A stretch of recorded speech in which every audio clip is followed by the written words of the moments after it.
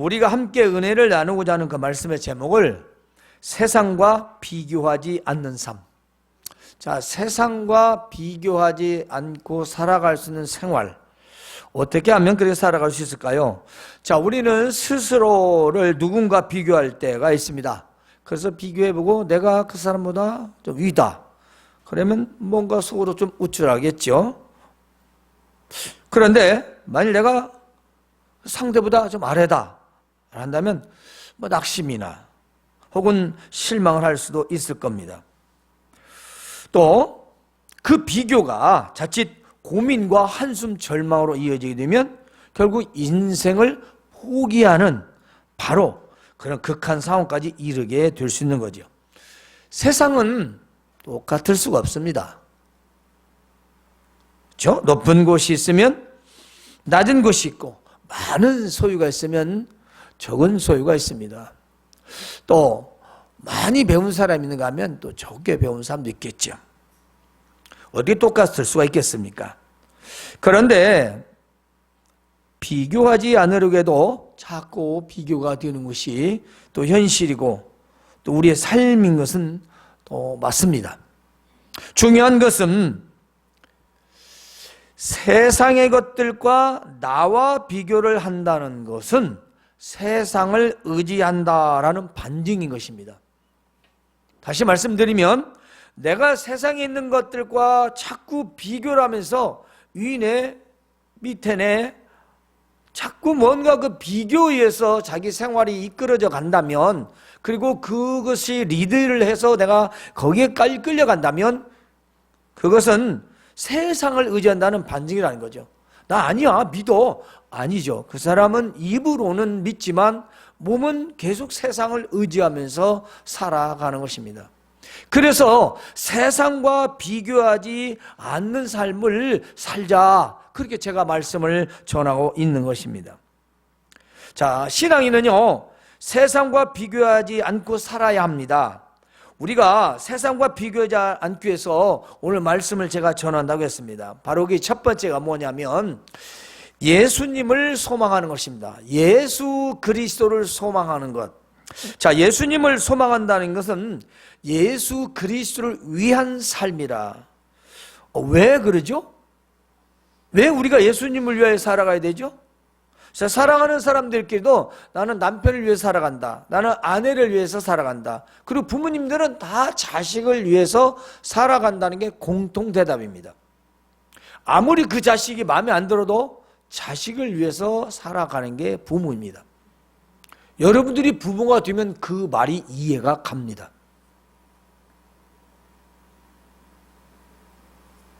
살인을 저지른 자식을 감싸는 것이 어머니고 부모입니다. 왜냐? 자식이니까. 왜? 사랑하니까. 아니 왜? 내가 낳았으니까. 우리가 예수님을 왜? 우리를 위해서 십자가에서 죽으셨기 때문이죠. 우리는 가장 기본적인 걸 늘 기억해야 합니다. 그 기본적인 것이 우리의 신앙의 베이스가 되지 않으면 우리의 삶은 항상 세상을 따라서 살아갈 수밖에 없는 존재들이에요. 어쩔 수가 없어요.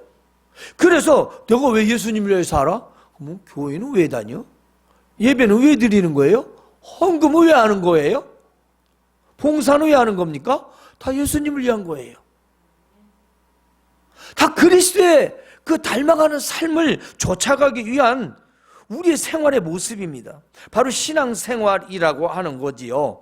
그러므로 우리는 예수님을 위하여 살아간다는 것은 어떤 일에서도 부끄러워하지 않는다는 것입니다. 바울사도는요 이렇게 고백을 해요. 전과 같이 나는 지금도 담대하게 되어 살든지 죽든지 나를 통해서 그리스도가 위대하게 되는 것이다. 위대하게. 바울서는 자신 때문에 예수님이 아주 위대하게 되기를 원했다는 것이 보면서 존귀하다라고 기록되어 있습니다. 여러분은 여러분을 통해서 자녀들이 훌륭하게 되기를 원하지 않습니까? 여러분의 남편, 아내가 여러분 때문에 존귀하게 되기를 원합니까? 아니면 남한테 비난받기를 원합니까? 네? 그렇잖아요. 자, 여러분은 누군가 상대해서 자식도 부모가 자식을 해서 서로가 존귀하게 되는, 왜요? 관계성이죠.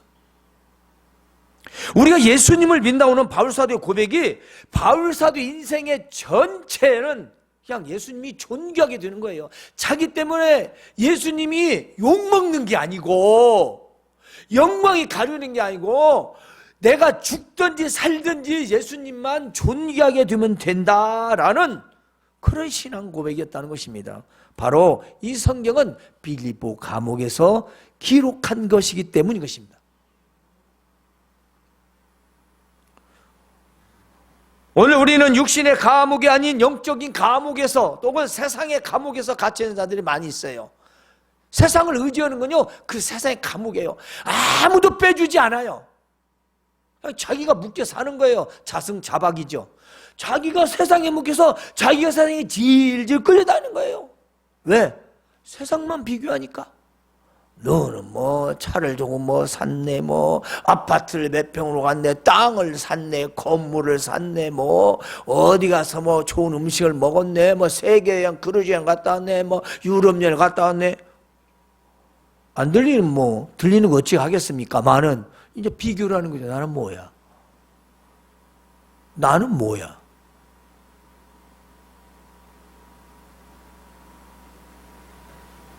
그럼 어떻게 됩니까? 나는 그냥 뭐가 되는 거예요. 바울사도가 감옥에서 나는 뭐야? 나 주를 열심히 전했는데, 내가 유대인에서 개종해서 내가 그리스도를 그렇게 쫙 증거하고 예수님의 목숨을 바쳤는데 이게 뭐야? 이게 뭐야? 내가 뭐야 지금? 라고 했더라면 오늘날 이 성경은 기록될 일이 없습니다. 예수님을 최고라고 믿고 존경하고 그렇게 따르던 제자, 사도 바울도 감옥에서조차 내가 죽든지 살든지 그리스도만 존귀하게 되면 된다라는 신앙이었다는 것입니다. 그래서 나에게는 사는 것이 그리스도다. 내 인생 전체가 나는 예수님이다. 나는 그리스도다. 나는 죽는 것도 유익하다. 내가 이 자리에서 못 나가도 감옥에 죽어도 유익하다.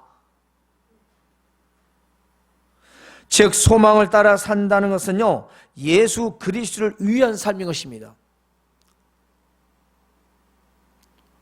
우리가 무슨 말씀이냐면, 내가 예수님 위해 사는 것이 뭔가를 다 내가 희생만 하는 게 아니라 사실은 나를 위한 삶이에요. 사실 나를 위한 삶이에요. 근데 나를 위한 삶이 믿음 생활로 나를 위한 삶이라는 것입니다. 믿음으로. 그래서 예수님을 바라보는 거예요. 소망. 자, 예수님을 소망한다는 건 예수님을 바라보는 겁니다. 뭘 바라볼까요? 자, 예수님은 어떤 삶을 사셨을까요? 예수님은요, 천국 복음을 전파하며 사셨습니다. 적어도 천국의 복음 사역을 감당할 때는 3년의 긴 세월 동안 온전히 하나님 나라에 대해서만 복음을 전하셨어요. 언제 어디서나 말입니다. 그리고 가난하고 소외받고 어려운 사람들과 항상 함께 하셨지요. 또 약한 자와 병든 자들을 고쳐주셨습니다. 그런데요, 예수님은요, 머리 둘 곳이 없었대요. 이 머리 둘 곳이라는 게 뭐냐면 잠자리입니다. 집이 없었다 이 말이에요. 자, 예수님이 병을 고쳐주셨어요. 그렇죠? 안전병도 일으키고 눈먼 자도 눈을 뜨게 하고 그 사람들이 감사해서 우리 오늘날 현대어로 감사한금을 해요. 그래서 가룟 유다가 돈꾀를 맡은 거, 회계를 맡은 거예요. 왜냐? 그들이 헌물하지 않겠어요? 삭개오 같은 사람은 얼마나 냈을까요? 엄청나게 헌금했을 겁니다. 왜냐? 부자 중에 부자니까. 내가 토색한 거 있으면 4배로 갚겠다고 했어요. 그러니까 엄청난 헌금을 했습니다. 그런데 예수님은 집 한 채가 없고 방 한 칸이 없었다는 겁니다. 뭘 말할까요? 예수님은 물질이 필요 없다 그 말이 아니라 물질에 연연하지 않았다는 것입니다. 물질에서 초연했다는 겁니다. 그럼 예수님은 안 먹고 사냐? 아, 예수님도 다 먹고 살았어요. 화장실 가시고. 사람의 몸. 안 먹으면 배고파요. 예수님도 우리 사람의 몸을 가지셔서 배고픔을 느끼고 아픔을 느낀다 이 말이에요. 굶주림도 알고 고통도 알고. 그런데 예수님은 물질에 의한 삶을 살지 않으셨다는 것입니다.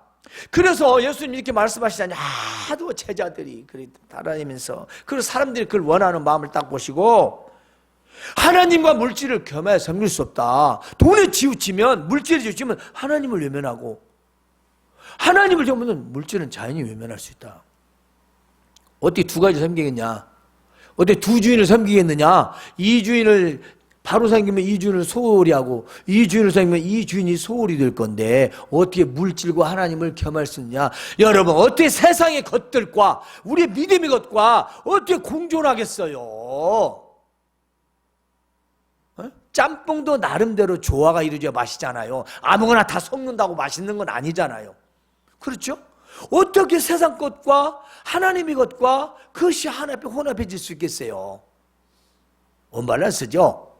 그건 안 되는 겁니다. 우리 신앙생활에 그래서 우리가 예수님을 바라본다는 건 물질에 의한 삶을 살지 않으셨구나. 무슨 가서 뭐 능력을 행하고 뭐 안전벨 일으키고 이것이 아니라 이것은 예수님은 하나님의 뜻 가운데 천국 복음 사역을 하셨고 전도를 하셨고 그리고 하나님 그 능력으로 많은 치료자들을 많은 병든 자를 고치셨지만 거기에서 얻는 어떤 뭐 감사 예물이랄지 그 물질 이런 것은 되레 가난한 자들을 도와줬던 거죠.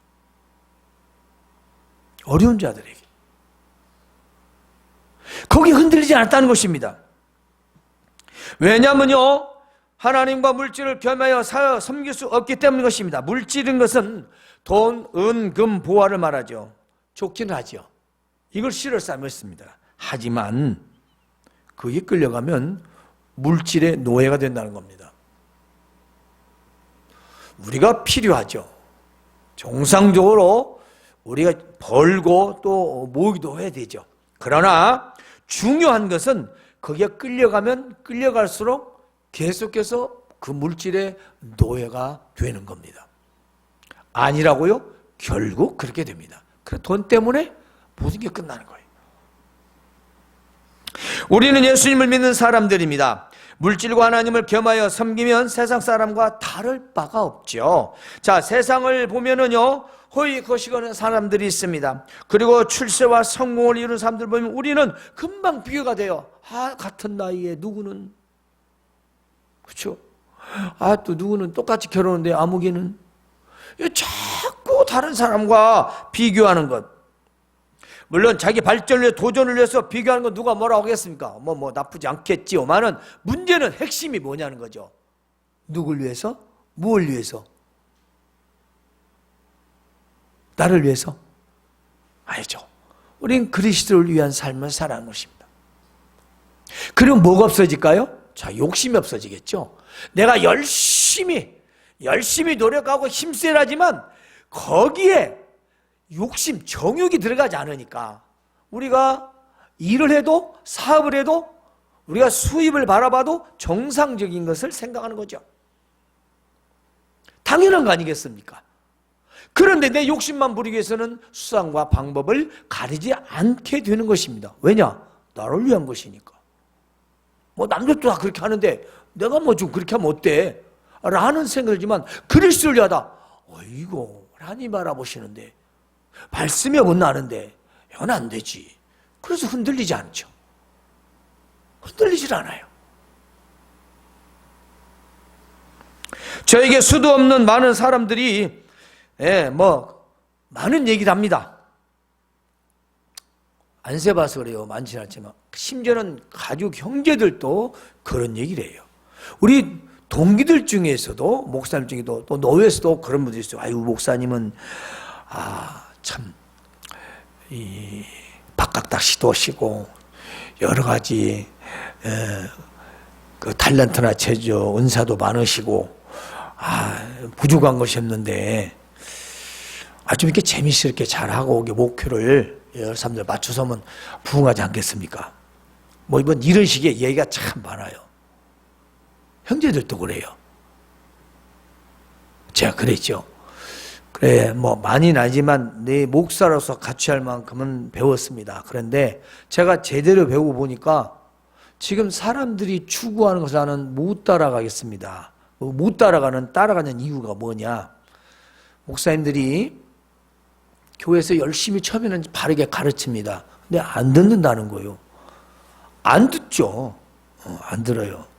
누구라고 하는 게 않고 안 들어요. 하여튼 안 듣다 보니까 여러분이 아니라 안 듣는다 보니까 목사님이 듣게 하려고 뭔가를 자꾸 소스를 제공한 거예요.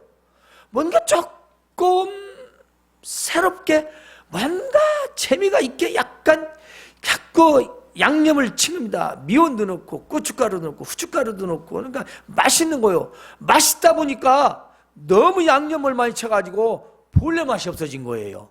지금 그 결과다. 하나님 말씀은 양념을 치는 게 아니에요. 그래서 자꾸 목사님들이 뭔가 설교 외에 말씀 외에 다른 것을 자꾸 해야만이 듣는 귀로 만드는 게 우리들이죠. 근데 나는 그렇게 못하겠다. 나는 하나님 두려워서 그렇게 못하겠다. 나도 그러고 싶다. 나도 재미나게 뭐 약간 편법을 써서 뭐 그런 거 누가 알겠냐 다 하는데 근데 나는 못하겠다. 나는 하나님 두려워서 못하겠다. 왜냐 진짜가 아니니까.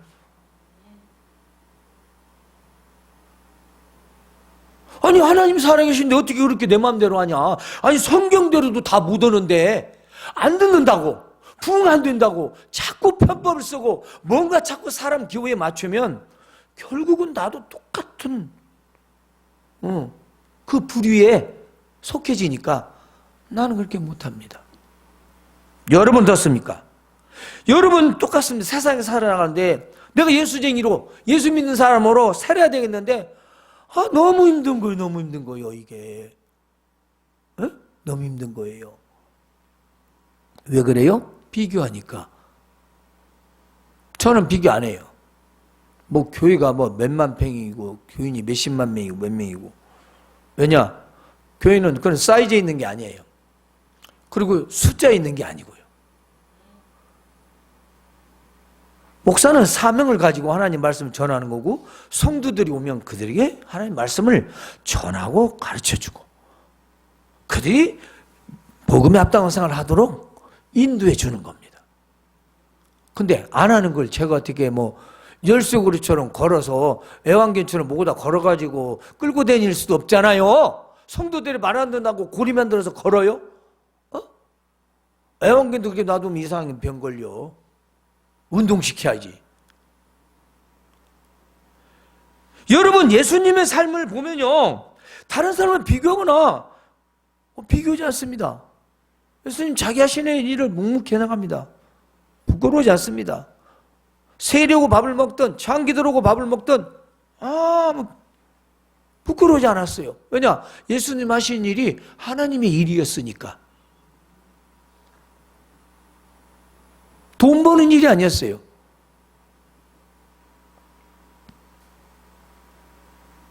바울 사도는 죽는 것이 자신을 위하여 유익하고 바랄만하다. 난 차라리 죽었으면 좋겠다. 왜냐? 이 감옥에 있느니 지금 그 얘기예요. 내가 감옥에 한두 번이냐.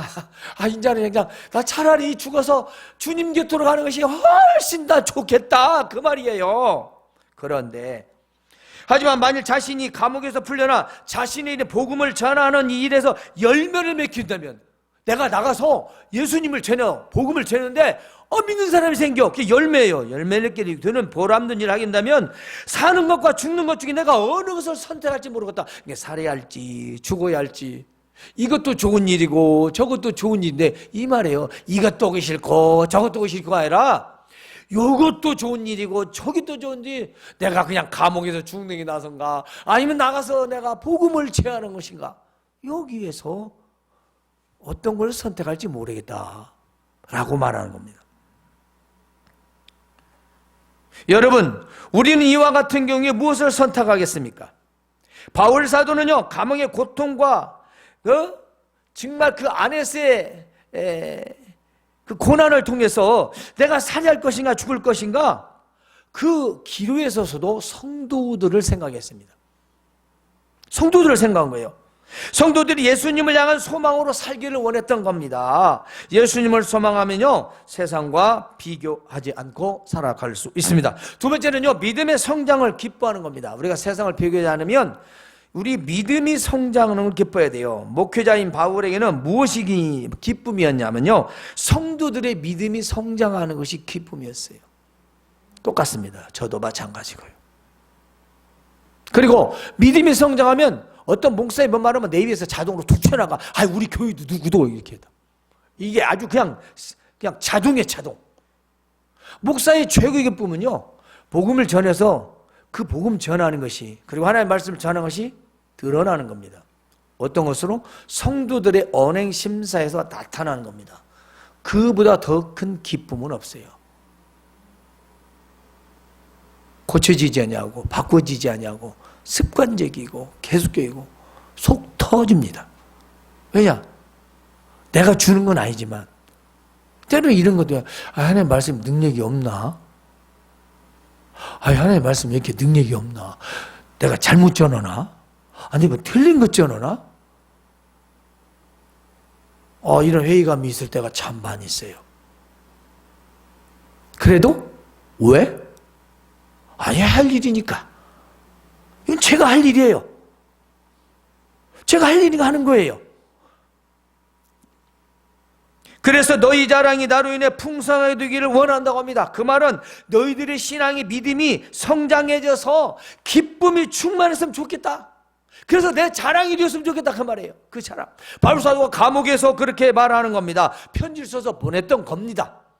자, 바울 사도는요, 성도들의 믿음이 성장으로 이게 기쁨이 그들에게 넘쳤으면 좋겠다는 겁니다. 그래서 믿음이 성장해서 기쁨이 되는 것, 이거 사실 정말 본질이지요. 우리는 지금 무엇이 성장하면, 그리고 무엇이 늘어나면 기뻐합니까? 솔직히 뭐니 해도 돈이죠.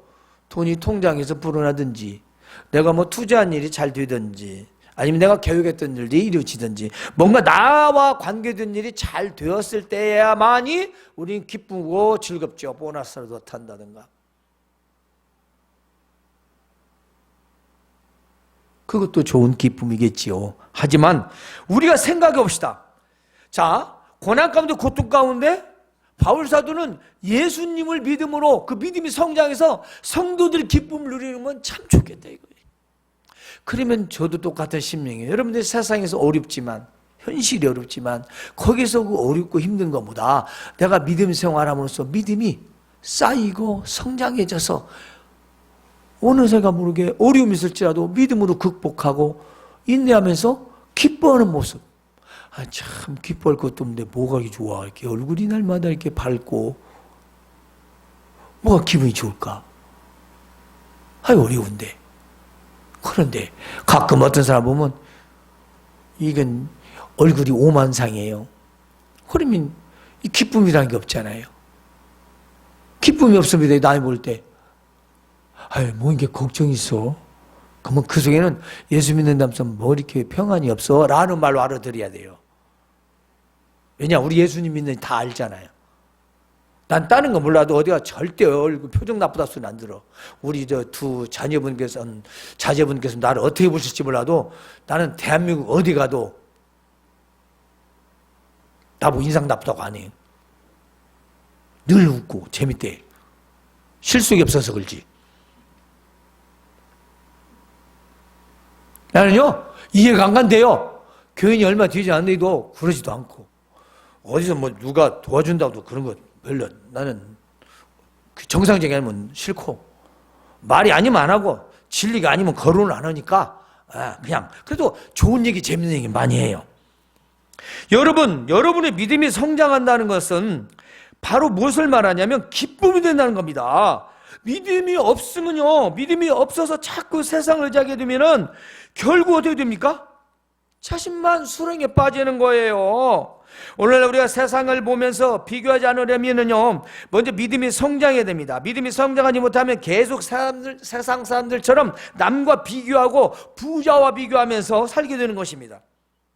그런데 믿음이 올바르게 성장해야 된다는 거지요. 믿음은요, 은혜로 주시는 겁니다. 그리고 말씀을 통해서 귀로 듣고 내가 아멘을 할 때 내 안에서 믿음이 나도 모르게 콩나물처럼 자라나는 거예요. 밥 먹으면 배가 슉 부르잖아요. 그처럼 지금 얼마나 좋겠어요. 오늘 아멘 했더니 여가 딱 쌓였네. 은혜 이만큼 1% 찼네. 크게 아멘 했더니 20%가 찼어. 아멘 했더니 50%가 찼어. 이러면 참 좋겠지요. 이렇게 밥 먹은 것처럼 밥 한 공기, 반 공기 더 먹고 또 어디 배가 불러.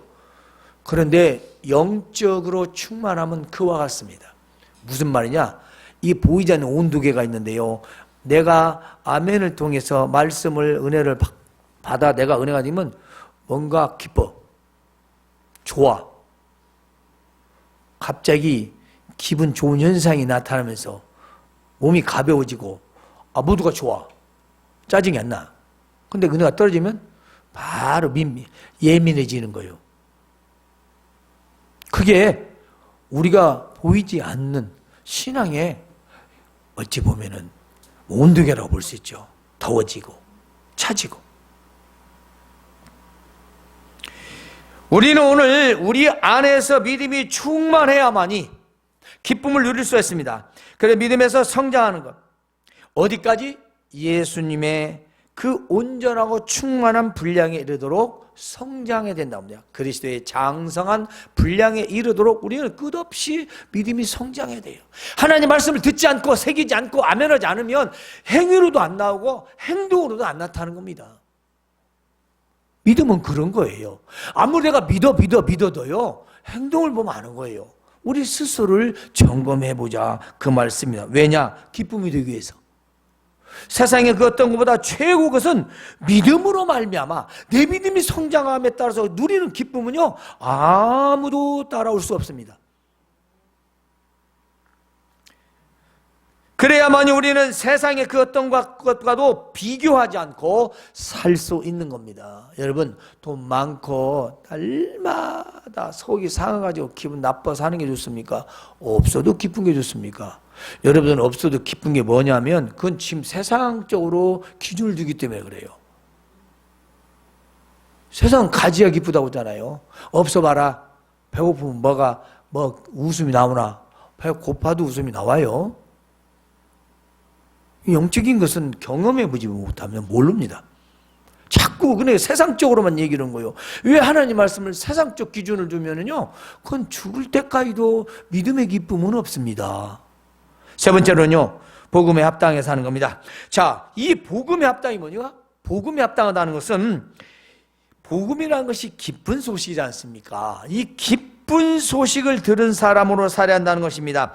먼저는 이 복음의 소식을 들은 사람, 기뻐서 미치는 사람, 말려도 필요 없는 사람, 그런 사람의 모습, 그런 사람의 마음입니다. 예수님을 믿는 사람은요, 예수님 믿는 사람들께 기쁘게 살라는 것입니다. 지옥에서 천국으로 옮겨진 사람처럼 살아가는데 누구하고 비교하겠어요? 내가 저 지옥으로 천리망을 떨어져 갈 사다가 천국으로 왔어. 근데 지금 누가 나하고 비교되냐 이 말이에요. 비교가 안 되죠. 그럼 비교가 안 되는 거예요. 지가 아무리 수없는 재산을 가졌어도 그럼 비교가 안 되는 거예요. 그런데 문제는 지금 내가 지금 천국인인지 어디 지금 제 자리를 모르는 거, 위치를. 그러죠. 모르는 겁니다. 우리는 최고의 기쁜 소식을 듣는 사람들이고요, 바로 천국의 기쁨을 가지고 사는 사람들입니다. 때문에 복음에 합당하게 산다는 말은 천국의 기쁨을 가지고 살아라, 그 말씀입니다. 어떤 사람들은요, 내일모레 휴지 조각들 그런 주식을 가지고도 들떠가지고 잠을 못 자고, 어떤 사람은 언제 당첨될지 모르는 로또 복권 사가지고 밤새도록 두근대면서 산다고 하잖아요. 아니, 세상에 그런 사람도 사는데 우리는 확실하고 분명하고 있는 저 천국, 하나님 영원한 나라, 내가 언제 갈지 모르지만 반드시 갈 수 있는 그 나라, 그리고 또 뭐 살아서도 뭐 임할 나라, 영원한 하나님이 내가 천국의 기쁨이 있는데 우리가 세상과 비교하지 않겠죠? 이것이 복음에 합당한 생활 첫 번째고, 다음에는요, 한마음 한뜻으로 믿음으로 협력하는 겁니다. 우리 성도들이라면요, 같은 마음을 품어야 돼요. 친구끼리도 마음을 맞지 않으면 같이 할 수가 없습니다. 부부끼리도 맞지 않으면 갈등이 생겨요. 교회도 마찬가지입니다. 교회는 같은 마음으로 섬겨야 되고, 헌신하고, 같은 마음으로 봉사해야 되고, 같은 마음으로 전도해야 되고, 같은 마음으로 주의 일을 해야 돼요. 그렇지 않으면 아무 소용이 없어요. 무슨 효과가 있겠어요? 그래서 성도들이 한 마음으로 서서 한 뜻으로 복음의 신앙을 위해 협력하는 것을 바울 사도는 원했던 거죠. 그래서 우리가 세 번째는 믿음의 대적자들을 두려워하지 않게 됩니다. 우리가 기쁨의, 구원의 기쁨, 천국의 기쁨으로 살아가면요, 그리고 우리가 믿음을 하나 되었을 때 악한 자들을 공격해도 두려워하지 않는 것입니다. 그래서 무슨 일에서든지, 세상에서든지, 직장에서든지, 집에서든지, 어떤 일에서든지 우리는 두려워하지 않는 겁니다. 그것이 사실 물질적이든 육적인 것이라 할지라도 우리는 두려워하지 않습니다. 또 영적으로 대적자들 있죠. 사탄, 마귀, 악한 권세들, 영육과 나를 괴롭히는 자들, 핍박자들, 이들을 두려워하지 않는 것입니다. 왜냐? 우리의 대장은 예수님이기 때문입니다. 예수님을 믿는 자들은요, 믿음으로 강하고 담대한 것입니다. 그래서 믿음으로 물리치는 거지요. 따라서 우리가 복음에 합당하게 산다는 것은요, 기쁜 소식을 들은 사람으로 천국의 기쁨을 가지고 사는 것이고, 성도들과 함께 협력하는 겁니다. 예, 그게 복음에 합당하게 사는 거예요. 사랑하는 성도 여러분, 우리가 세상과 비교하지 않는 삶이란 이렇게 요약합니다. 예수님을 소망하는 것입니다. 잊지 마세요. 믿음이 성장을 기뻐하는 겁니다. 무엇보다도 내 돈이 자라고 내 통장이 불어나는 것보다 내 믿음이 성장하는 걸 기뻐하는 삶을 살아야 세상과 비교하지 않는 거예요. 마지막은 믿음의, 복음에 합당한 생활, 천국인답게 천국의 기쁨을 가지고 살아가는 복음에 합당한 자로서 살아가시길 주님의 이름으로 축원합니다.